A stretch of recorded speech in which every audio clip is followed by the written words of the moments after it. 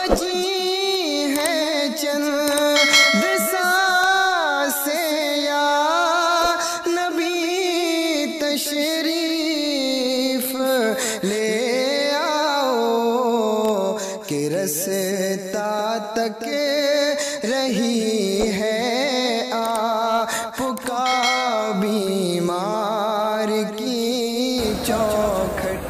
مدینہ منورہ آنے والے تمام بھائیوں سے گزارش ہے کہ جب آپ مدینہ تشریف لائیں تو آپ کی مدینہ آنے کا مقصد رسول اللہ صلی اللہ علیہ وسلم کی مسجد میں نماز پڑھنا ہو۔ یہ نیت ہرگز نہ کریں کہ میں مدینہ اس لیے جا رہا ہوں کہ رسول اللہ صلی اللہ علیہ وسلم کی قبر کی زیارت کروں گا، بلکہ آپ مسجد رسول اللہ صلی اللہ علیہ وسلم میں نماز پڑھنے کے لیے یہاں تشریف لائیں۔ اور جب آپ مدینہ آ جائیں مسجد رسول اللہ صلی اللہ علیہ وسلم میں جب آپ داخل ہونے کے بعد 2 رکعت نماز ادا کریں اور پھر اس کے بعد قبر رسول اللہ صلی اللہ علیہ وسلم کے پاس جا کر آپ سلام اس طریقے سے کریں، السلام علیکم یا رسول اللہ۔ پھر اس کے بعد تھوڑا سا آگے بڑھیں اور السلام علیکم یا ابا بکر صدیق کہیں۔ پھر اس کے بعد تھوڑا سا اور آگے بڑھیں اور السلام علیکم یا عمر الفاروق کہ آپ دونوں صحابی کو بھی سلام کریں۔ سلام کا صرف یہی طریقہ ہے، اتنا سلام کہہ کر آپ آگے بڑھ جائیں۔ یہ ذہن میں رکھیے کہ آپ جب قبر رسول اللہ صلی اللہ علیہ وسلم کے پاس جاتے ہیں تو یہ عقیدہ ہرگز نہ رکھیے کہ رسول اللہ صلی اللہ علیہ وسلم ہمیں دیکھ رہے ہیں یا کہ ہماری باتوں کو ڈائریکٹ سن رہے ہیں۔ یہ سمجھنا یا یہ عقیدہ رکھنا درست نہیں ہے۔ اسی طریقے سے آپ جو 2-3 پیج کا سلام لوگوں نے لکھ رکھا ہے اس سلام کو وہاں پڑھنے کی ہرگز کوشش نہ کریں، بلکہ مختصر سلام کر کے آگے بڑھ جائیں۔ اسی طریقے سے قبر کے پاس کھڑے ہو کر آپ دعا نہ کریں، اور اسی طریقے سے رسول اللہ صلی اللہ علیہ وسلم کے سے کسی چیز کا سوال نہ کریں، نہ ہی رسول اللہ صلی اللہ علیہ وسلم سے شفاعت مانگیں اور نہ ہی دنیا و آخرت کی کوئی اور چیز کا سوال کریں۔ اسی طریقے سے آپ جب آپ قبر رسول اللہ صلی اللہ علیہ وسلم کے پاس پہنچے تو کسی اور کو سلام پیش نہ کریں، اس لیے کہ جو مومن اور مسلمان جہاں سے سلام کہتا ہے فرشتے اور ملائکہ اس سلام کو رسول اللہ صلی اللہ علیہ وسلم تک پہنچا دیتے ہیں، بلکہ اگر آپ قبر کے پاس سے سلام کہتے ہیں تو فرشتے ہی اس سلام کو نبی صلی اللہ علیہ وسلم تک پہنچاتے ہیں۔ اسی طریقے سے آپ جب مدینہ آتے ہیں تو بار بار رسول اللہ صلی اللہ علیہ وسلم کی قبر کے پاس نہ جائیں، بلکہ ایک سفر میں ایک مرتبہ جا کر قبر کے پاس آپ سلام کہیں، اتنا کافی ہے، بلکہ بار بار قبر کے پاس جانے سے رسول اللہ صلی اللہ علیہ وسلم نے منع فرمایا ہے۔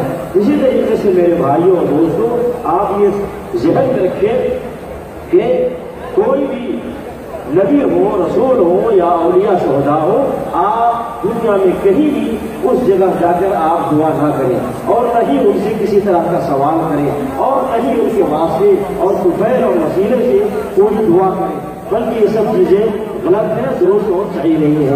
اور یہ بھی ذہن میں رکھتے میرے بھائیوں کہ کسی بھی قبر کو پختہ بنانا یا کسی بھی قبر پہ چادر چڑھانا یا کسی بھی قبر پہ دودھ چڑھانا یا وہاں بیٹھ کر مجاوری کرنا یا وہاں نظر و نیاز پیش کرنا یا کوئی جانور ذبح کرنا، اس طرح کا کوئی بھی کام کرنا یہ اسلام کے خلاف ہے، یہ شریعت کے خلاف ہے، یہ نہیں کرنا چاہیے۔ اور یہ بھی ذہن میں رہے کہ ہم انبیاء سے اور رسولوں سے اور شہداء اور اولیاء سے محبت کرتے ہیں، اور محبت کا طریقہ یہ ہے کہ ہم ان کے طریقے پر چلیں گے، ان کے راستے پر چلیں گے اور ان کی تعلیمات پر چلیں گے، نہ کہ ہم ان سے مانگنا شروع کریں۔ دیکھیے ہمیں جو حکم دیا گیا ہے وہ یہ کہ ہم رسول اللہ صلی اللہ علیہ وسلم کے لیے سلام پڑھ کے ان کے لیے دعا کریں، سلامتی کی دعا کریں، رحمت اور برکت کی دعا کریں۔ ہم جب کہتے ہیں السلام علیکم یا رسول اللہ ورحمۃ اللہ وبرکاتہ تو ہم ان کے لیے دعا کرتے ہیں سلامتی کی، رحمت کی اور برکت کی۔ اور جب ہم کہتے ہیں اللہم صل علی محمد وعلی آل محمد، اللہم بارک علی محمد وعلی آل محمد، تو ہم اللہ سے سوال کرتے ہیں کہ اے اللہ رسول اللہ صلی اللہ علیہ وسلم پہ اپنی رحمت نازل فرما، اپنی برکت نازل فرما۔ تو ہم اللہ سے مانگتے ہیں اللہ کے لیے۔ تو جب ہم اللہ سے رسول اللہ صلی اللہ علیہ وسلم سے مانگتے ہیں تو ہمیں اپنے لیے بھی اللہ ہی سے مانگنا چاہیے، رسول سے یا یہ کسی غیر سے اپنے لیے سوال نہیں کرنا چاہیے اور دعائیں نہیں کرنا چاہیے۔ جب رسول اللہ صلی اللہ علیہ وسلم سے ہم کچھ نہیں مانگ سکتے تو دوسروں سے ہم کیسے مانگیں گے؟ میرے بھائیوں، آپ صحیح راستے پر چلیں اور درست طریقے پر چلیں اور کسی کوئی ایسا عمل نہ کریں کہ جس سے آپ اسلام سے خارج ہو جائیں، یا کہ آپ اس عمل کے کرنے کے بعد اجر آپ کے بجائے آپ گناہ حاصل کریں۔ آپ اسلام کو پڑھیں، قرآن کو ترجمے کے ساتھ پڑھیں، رسول اللہ صلی اللہ علیہ وسلم کی حدیثوں کو ترجمے کے ساتھ پڑھیں، آپ خود اسلام سیکھیں، اسلام کو سمجھیں اور اس کے مطابق عمل کرنے کی کوشش کریں۔ آپ آنکھ بند کر کے کسی پیروں اور فقیروں کے پیچھے نہ چلیں، آنکھ بند کر کے کسی مولویوں کے پیچھے نہ چلیں، بلکہ دلیل کے ساتھ چلیں، برہان کے ساتھ چلیں۔ آپ تو کوئی بات بتائے ان سے دلیل مانگیے، آپ ان سے سوال کیجیے کہ کیا اس عمل کے کرنے پر اللہ کا حکم ہے، کیا اس عمل کے کرنے پر رسول اللہ صلی اللہ علیہ وسلم کا طریقہ ہے، کیا صحابہ کرام نے اس کو کیا ہے۔ سوال کر کے اور دلیل کی بنیاد پر آپ کسی کی بات کو قبول کریں، کسی کو اپنا بنا کر کے آپ آنکھ بند کر کے ان کے پیچھے ہرگز نہ چلیں۔ میرے بھائیوں، ہمارا دین، ہمارا اسلام کلیئر اور واضح دین ہے، ساری باتیں اللہ نے بتلا دی ہیں اور ساری چیزیں رسول اللہ صلی اللہ علیہ وسلم نے اس کی وضاحت کر دی ہے اور اس امت کو واضح اور روشن راستے پر چھوڑ کر گئے ہیں رسول اللہ صلی اللہ علیہ وسلم۔ ایک قرآن دے کر کے گئے اس امت کو اور ایک رسول اللہ صلی اللہ علیہ وسلم نے اپنا طریقہ اور اپنی سنت دے کر کے گئے ہیں اس طریقے اس امت کو، اور اسی طریقے سے اس امت کو رسول اللہ صلی اللہ علیہ وسلم نے صحابہ کی ایک جماعت دے کر کے گئے ہیں، وہ جماعت جو ہدایت یافتہ جماعت ہے، جنتی جماعت ہے۔ اور اس کے بارے میں نبی صلی اللہ علیہ وسلم نے فرمایا کہ علیکم بسنتی وسنت الخلفاء الراشدین المہدیین، لازم پکڑو میری سنت اور میرے طریقے کو اور میرے خلفائے راشدین کے طریقے کو جو ہدایت یافتہ ہے۔ اس لیے میرے بھائیوں، آپ اپنے عقل کو، اپنے شعور کو، اپنے ذہن و دماغ کو کھول کر کے رکھیں۔ اسلام پر چلے تو اسلام کو قرآن سے لے، اسلام پر چلے تو اسلام کو رسول اللہ صلی اللہ علیہ وسلم کی صحیح حدیثوں سے لے اور صحابہ کرام کی زندگی سے لے۔ کسی پیر، کسی فقیر، کسی ایسے مولوی کہ جو اپنی طرف سے کوئی بات بتلاتا ہے ان کی باتوں پر توجہ نہ دے اور اس کے مطابق عمل کرنے کی بھی کوشش نہ کرے۔ اللہ ہمیں اور آپ کو اور سارے مسلمانوں کو اللہ کے حکم اور رسول صلی اللہ علیہ وسلم کی سنت پر چلنے کی توفیق عطا فرمائے، صحیح راستے پر چلنے کی توفیق عطا فرمائے۔ اور ہم دعا کرتے ہیں کہ اللہ تبارک و تعالیٰ نبی علیہ السلام کی شفاعت ہمیں نصیب فرمائے۔ ہم دعا کرتے ہیں اللہ تعالیٰ ہمیں نبی علیہ السلام کے دست مبارک سے کوثر کا پانی نصیب فرمائے، اور ہم یہ بھی دعا کرتے ہیں اللہ تعالیٰ ہمیں اپنی رحمت سے رسول اللہ صلی اللہ علیہ وسلم کے ساتھ جنت الفردوس میں ہمیں جگہ عطا فرمائے۔ آمین۔ صلی اللہ علیہ نبینا۔ بسم اللہ الرحمن الرحیم، نحمدہ ونصلی ونسلم علی رسولہ الکریم۔ ابھی میرے عزیز نے ایک ویڈیو بھیجی ہے کسی بے ادب گستاخ نزدیکی جو مدینہ منورہ میں یا حرم پاک میں کھڑے ہو کر لوگوں کو بتا رہا ہے کہ جب آپ مدینہ شریف آئیں تو زیارت قبر النبی کی نیت نہ کریں، قبر نبی کی زیارت کا ارادہ نیت نہ کریں، اور کیا بولتا ہے کسی طرح کی مدد نہیں مانگیں۔ یہ خیال نہ کریں کہ حضور علیہ السلام ہماری آوازوں کو سنتے ہیں، شفاعت کی دعا نہ کریں، السلام علیکم یا رسول اللہ کہہ دیں اور اس سے زیادہ نہ کہیں۔ عقیدہ نہیں رکھیں کہ آپ صلی اللہ علیہ وسلم ہمیں دیکھ رہے ہیں، قبر کے پاس کھڑے ہو کر دعا نہ کریں، کسی چیز کا سوال نہ کریں۔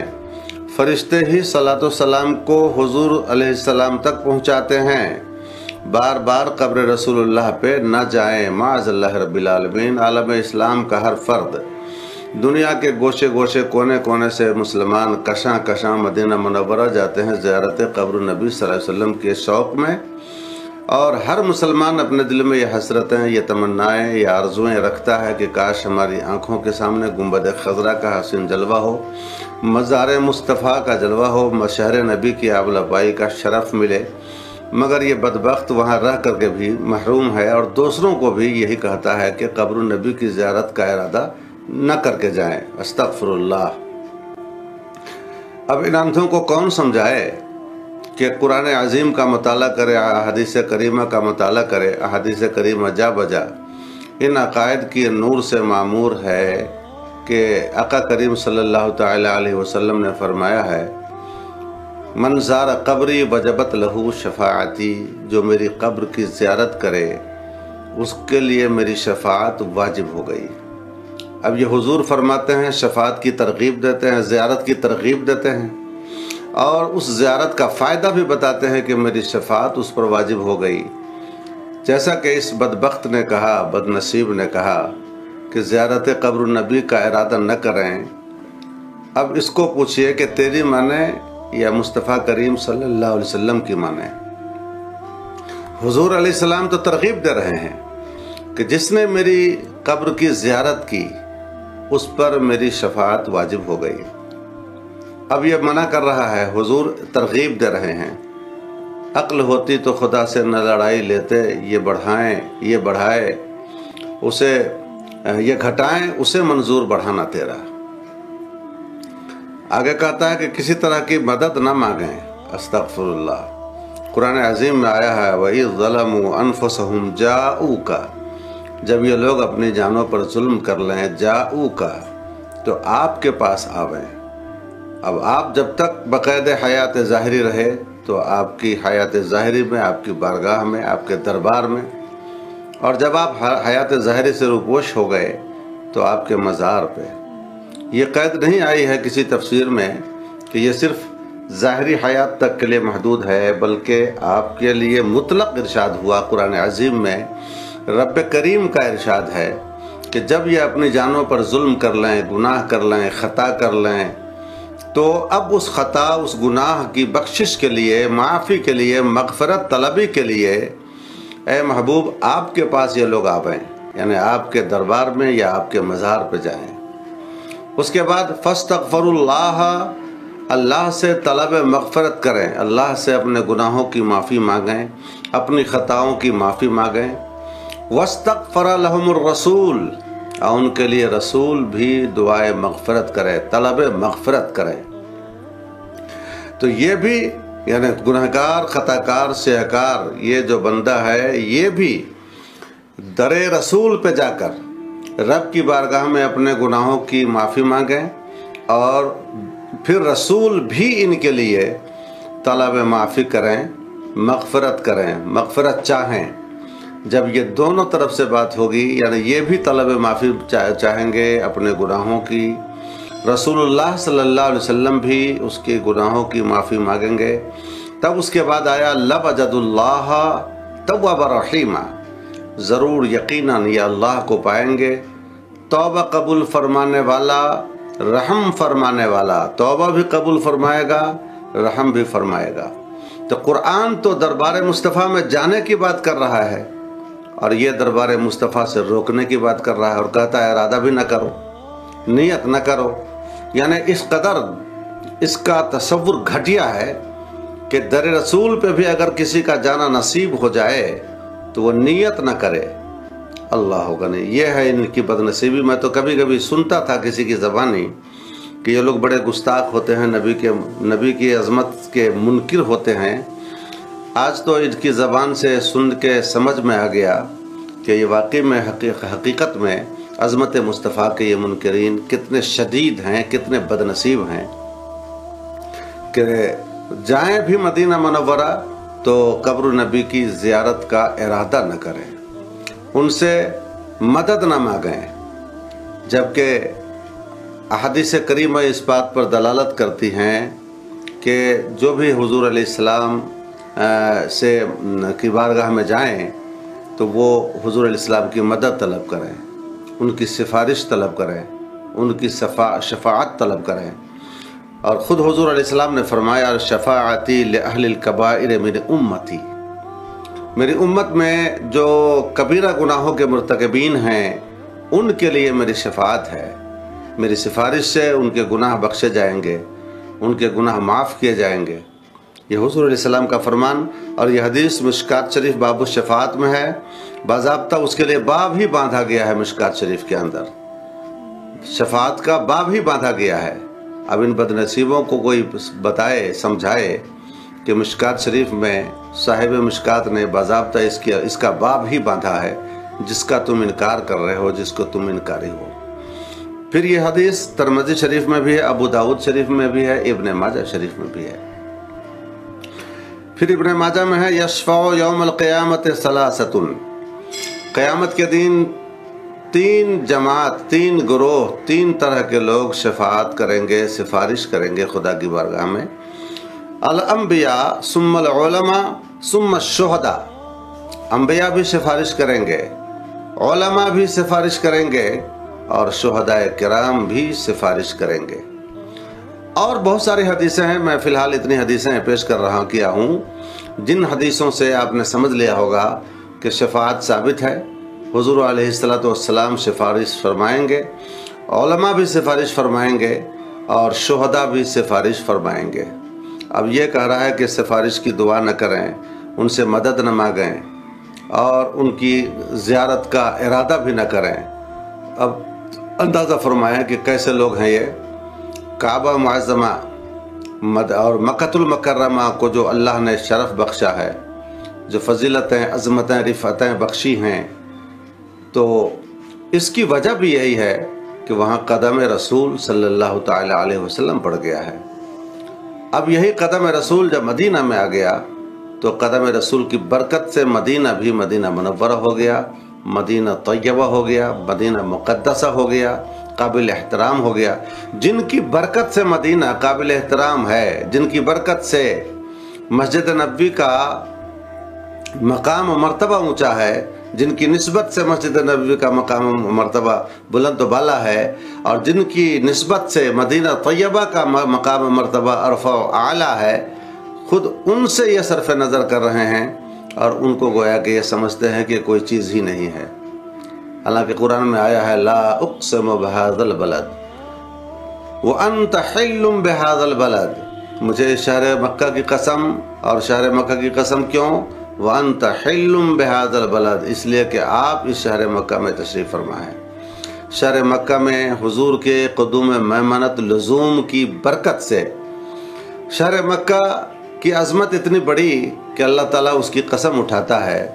अब बताएं, ये कदम जब मदीना आ गया तो मदीना भी अज़मत वाला हो गया, और जब मदीना अज़मत वाला हो गया तो जिनके कदम की बरकत से मदीना अज़मत वाला है, उनके मज़ार पे जाने के बारे में इस कदर मैल अपने दिल में रखता है, इतनी कजी अपने दिल में रखता है कि जाएं नहीं, और जाएं तो फिर इरादा न करें, नियत न करें कब्र रसूल की ज़ियारत की।